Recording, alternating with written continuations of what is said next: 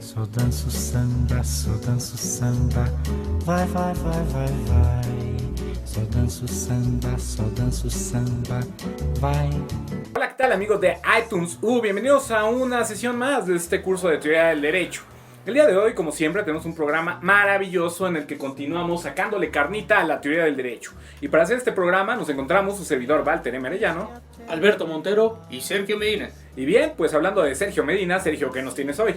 Hola, ¿cómo están? Pues antes de comenzar, quiero recordarles lo que vimos la sesión anterior, específicamente cuando me referí a algunos aspectos generales de las principales corrientes filosóficas del derecho.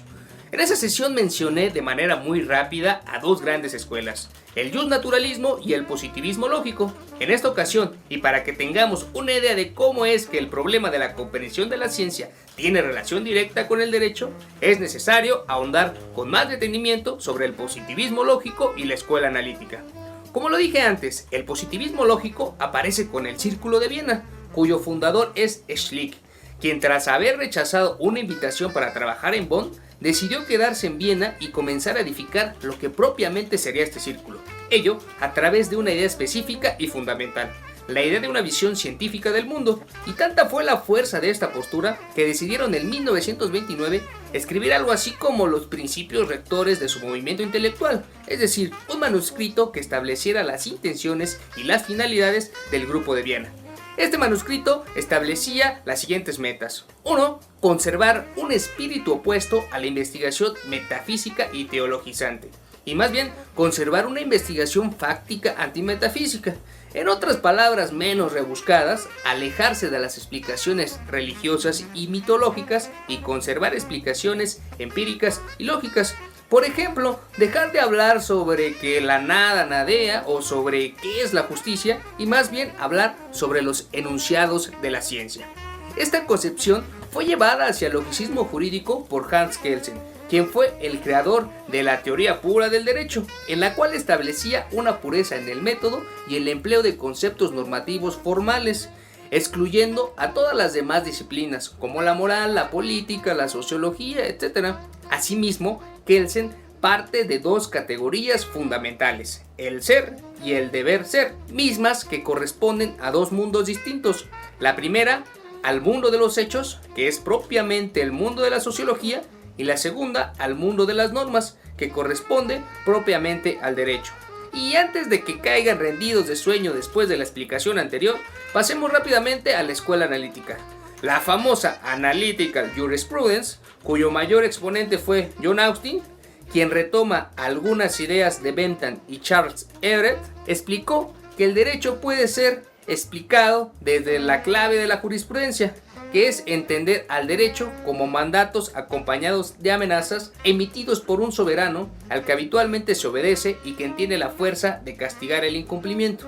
En resumen, el mandato, el soberano, el hábito de obediencia, la fuerza de castigar, son elementos esenciales para la comprensión analítica del derecho.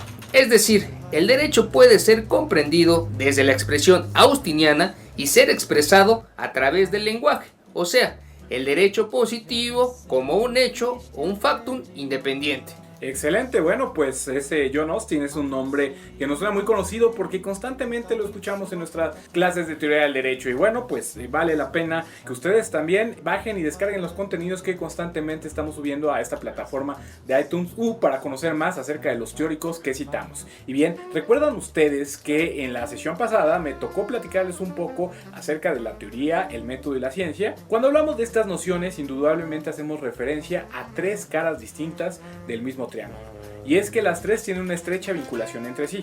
La pregunta es, ¿podríamos teorizar sin una estructuración metodológica? ¿Podríamos hacer ciencia sin teorizar y amputando el método del quehacer científico? La respuesta es no, de ahí la necesidad de reflexionar para teorizar, sistematizar para un quehacer metódico que nos ayudará a llegar a nuestra meta de la manera más eficaz y eficiente para así finalmente acercarnos al conocimiento científico del que habíamos hablado en el capítulo anterior. Ser reflexivos, metódicos y tener pretensiones científicas no son cosas de laboratorio. En realidad, cuando sigues ciertos criterios para la realización, por ejemplo, de un trabajo, como cuando haces un ensayo o incluso tu tesis. Por eso es importante familiarizarte con estas palabras: teoría, método y ciencia, las cuales también se van a vincular más adelante con la filosofía. Y bueno, ¿qué les parece si para cerrar un pequeño chiste? Un conejo estaba sentado delante de una cueva escribiendo, cuando aparece un zorro. Hola conejo, ¿qué haces? Estoy escribiendo una tesis doctoral sobre cómo los conejos comen zorros. Jaja, ¿pero qué dices? ¿No te la crees? Anda, ven conmigo dentro de la cueva. Total, que los dos entran y al cabo de un ratito sale el conejo con la calavera del zorro y se pone a escribir. Al cabo de un rato llega un lobo. Hola conejo, ¿qué haces? Estoy escribiendo mi tesis doctoral sobre cómo los conejos comen zorros y lobos. Jaja, qué bueno, qué buen chiste. ¿Que no te la crees? Anda, ven conmigo dentro de la cueva y te voy a enseñar algo. Al cabo de un rato sale el conejo con una calavera del lobo y empieza otra vez a escribir. Después llega un oso. Hola conejo, ¿qué haces? Estoy acabando de escribir mi tesis doctoral sobre cómo los conejos comen zorros, lobos y osos. No te la crees ni tú, le dijo el oso. Bueno, a que no te metes a la cueva conmigo. De nuevo se meten los dos a una cueva y como era de esperar, un león enorme se tira encima del oso y se lo come. El conejo recoge la calavera del oso y sale fuera y acaba su tesis. Moraleja, lo importante no es el contenido de tu tesis, sino tu asesor. Después de este breve chistorete, pues continuamos con el programa. Maestro Jimmy, ¿qué nos tiene por ahí en un dato curioso? ¿Sabías que Auguste Comte nació en Montpellier en 1798 y murió en París en 1857? Su maestro fue el conde de Saint-Simon, quien nació en 1760 y murió en 1825 en París. Ambos son considerados como los fundadores del positivismo filosófico. Positivismo filosófico, se preguntarán ustedes. ¿A qué nos referimos con ello? Fue una corriente de pensamiento de las primeras décadas del siglo XIX. Se propuso dar un carácter científico a los saberes sobre lo social. El paradigma de ciencia fue tomado de las ciencias naturales y las exactas, por lo que se habla de una asimilación epistemológica y metodológica, es decir, el objeto de investigación debía ser en la realidad, ser observable, medible, cuantificable. Los métodos fueron los de las ciencias naturales o el conocido por todos como método de investigación científico experimental. Debido a esa asimilación, un buen número de conceptos pasaron de las ciencias naturales y duras a las ciencias sociales. Ejemplo de ellos son perspectiva, enfoque, dinámica social, cuerpo social, revolución, mecanismo, engranes sociales, flujo, intensidad, nomodinámica, nomoestática, positivo, negativo, etc. Algunas de las sentencias de Comte han perdurado hasta nuestros días. Ejemplo de ellas son saber para prever, prever para actuar, orden y progreso, el amor como principio, el orden como base, el progreso como fin. El saber no es para acumularse en las bibliotecas, sino que está al servicio de la acción, una acción que permite al ser humano conocer y controlar a su objeto de estudio, a la vez que descubre las leyes que lo gobiernan. ¿Cuál fue el contexto histórico en el que surgió el positivismo filosófico? Recordemos que para la primera mitad del siglo XIX, Francia había pasado del absolutismo a los gobiernos revolucionarios y nuevamente de la monarquía al imperio. Estas circunstancias propiciaron que sus logros en materia de organización administrativa y producción económica se destruyeran o no estuvieran en su mejor momento, por lo que era preciso reorganizar al Estado francés, al gobierno, a sus leyes. La cuestión era cómo hacerlo. Una de las soluciones que Comte tuvo para ello fue que el progreso es resultado o efecto de causas determinadas o determinables, entre las cuales sobresalen las acciones realizadas en el cuerpo social, mismas que pueden ser orientadas, acrecentarse, atenuarse, fusionarse de manera semejante a la forma en cómo los fenómenos físicos pueden ser controlados. Pero, ¿qué saber podría permitir ese control? La sociología. La sociología, que fue la ciencia de lo social por excelencia.